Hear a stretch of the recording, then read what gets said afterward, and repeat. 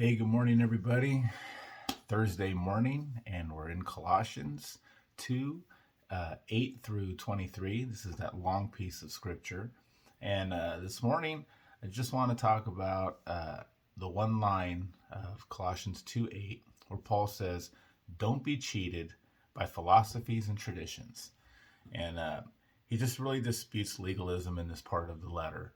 He's really trying to get across to the people in Colossae that doing things for the reasons of I want to earn my way, earn my grace with God, earn my way to heaven.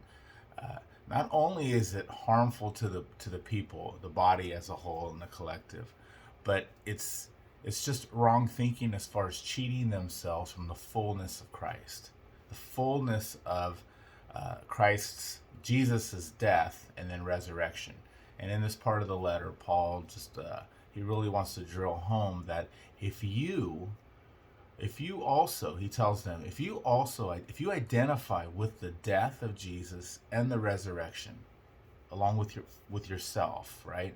You identify with Jesus and his death and in Jesus with his resurrection, that you gain the fullness of that grace, mercy, forgiveness, the sacrifice that Jesus has made for us.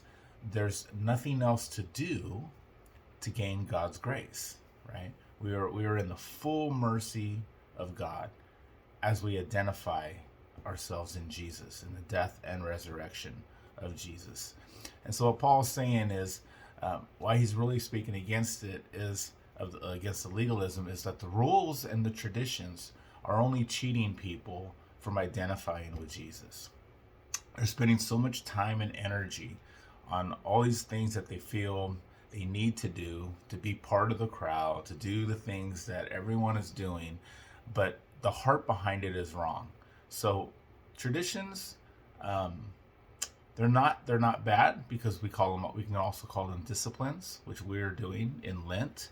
Disciplines, prayer, these morning videos, the things that we're doing, Sabbath, things that we're going to give up for Lent. These are traditions, and they are to be done with a heart, the motivation of, I'm going to do this for myself so that I can better my way of thinking, better my life. Not, I'm going to do this so that God will love me, so that God will let me into heaven, so that God will do, that's the difference between traditions that are harmful and rule following, and traditions that are with the right heart can be helpful to our lives and our way of living.